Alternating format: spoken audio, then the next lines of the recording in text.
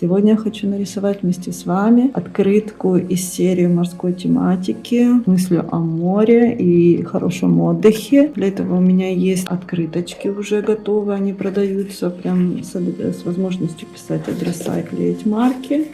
Из акварельной бумаги плотностью 300 грамм. Для тех, кто не знает, акварель — это такая краска, которая любит воду. Поэтому для начала водой рисую мой маяк, где он у меня будет стоять. И для прорисовки самого маяка я буду использовать для начала немножко красной краски. Я думаю, вот это подойдет, надо попробовать. Какой цвет мне больше нравится. Нет, вот этот больше подходит. Я хочу нарисовать полосы красные. Хочу, чтобы краска красиво растекалась. Буду использовать черные краски, чтобы получить серый оттенок. Смешаю черный цвет с холодным таким синим цветом. И хочу добавить тень. Конечно же, белый маяк рисовать явно я не буду.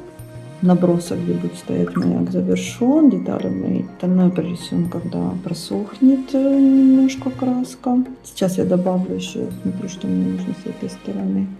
Тоже темную добавить часть. Очень обожаю, как растекается акварель. Если вдруг вы видите, что она растекается неправильно туда, куда вы хотите, вы просто берете кисточку, моете, вытираете полотенечком и убираете лишнюю краску. Теперь я хочу нарисовать желтый пляж внизу.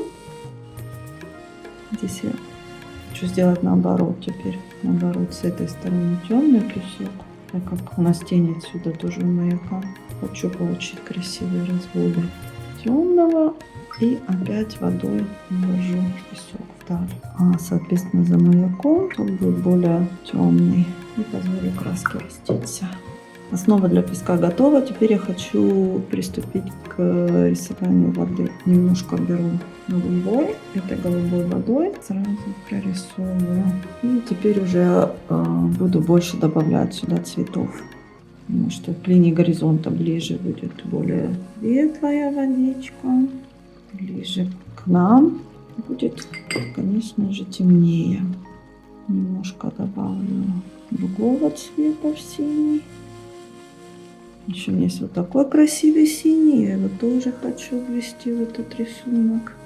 Я хочу, чтобы это было уже в виде волн. Я буду их по чуть-чуть прорисовывать. Мне еще нравится, когда море немножко изумрудное. Поэтому хочу этот цвет тоже добавить. Хочу здесь, в принципе, добавить голубого неба. Теперь я вернусь к пляжу. И хочу все-таки прорисовать складку между дюнами. Поэтому я сначала рисую самую темную часть складки. Увожу потом водой в полутона. Немножко даже хочется еще больше черного туда добавить. Здесь у основания маяка добавить линии, чтобы маяк стал. Это, кстати, очень хороший прием, когда вы какой-то предмет хотите поставить на плоскость. Добавьте прям под ним тонкую тень, даже не со стороны того, где вся тень находится, а со стороны света, где он стоит, все равно немножечко тень. Это приземляет объект, если вы ее прорисуете тонкую линию под предметом, даже со стороны падающего света. Попробую еще немножко вот этот цвет добавить. Добавить основание пятнышек. Теперь хочу вернуться к небу опять и добавить в него, возможно, вот этот цвет. Хочу нарисовать волну, которая набегает на песок. Так, мы как бы уже соединили наш берег с морем. Сейчас хочу прорисовать облака. И когда облака сверху светлые белые, то снизу они, конечно же, под облаком будут более темные. Теперь я возвращаюсь к маяку, прорисовываю то, что растеклось. Немножечко навожу порядок и делаю красивее. Слегка скругляю полукольца маяка, так как все-таки он же круглый. Чуть-чуть черного добавим. Туда еще слегка тень добавить с этой стороны маяку. Такими тонкими линиями, штрихами добавляю эту тень. Повторяю конусоподобную форму тенями. Немножечко черного. При светах рисую наоборот между планками. То есть сначала темным цветом, и здесь дальше уже рисую тоненько сами красные планки. После маяка я хочу нарисовать немножко зеленой травы. Мешать вот эти два цвета. И здесь порисовать, так как она от ветра гнется, такими мазками траву. У основания маяка тоже рисую траву. Так как там, возможно, насыпан песок или травка торчит высокая. Мазками от основания дюны вверх. Когда к концу более расслабляю руку, и мазки получаются более тонко в конце.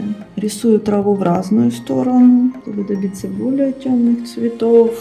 Рисую еще раз поверх того, что уже нарисовано. Таким образом наслоенность акварели дает еще более темные оттенки. Рисую мелкие волны вдалеке. Немножко пусть море штормит. И сверху волн рисую белую пену. Самое интересное, самое красивое. Рисовать белую пену. Сейчас я удлиняю волну, так как это ее загиб, а пена она будет дальше. И здесь у берега тоже добавляю пену. Добавление всегда таких мелких деталек делает рисунок интереснее. Не надо прям все прорисовывать, но в некоторых местах добавляю. Такое картинка оживает. Теперь с помощью белого хочу подправить облака. Как раз их не такую своеобразную кучерявость. Хочу подчеркнуть кучерявость облаков. Делаю это с помощью белой акварели. Белая у нас сверху, то уже прорисовываю дуги облаков в другую сторону. Теперь, когда маяк подсох, хочу по нему тоже нарисовать окошки. В данном случае я буду использовать черную акварель. Со стороны затененной на маяке на окошках тоже больше добавляю черного цвета. Также хочу добавить вот такие линии, чтобы подчеркнуть ветер. Теперь нарисую здесь. Немножко хочу добавить черного. На крыше маяка я хочу нарисовать пель, флаг, который определяет ветер, направление ветра. Рисую такие секции. И немножко добавляю черного снизу этому флагу, чтобы его форму больше подчеркнуть. А сверху теперь белой краской добавлю.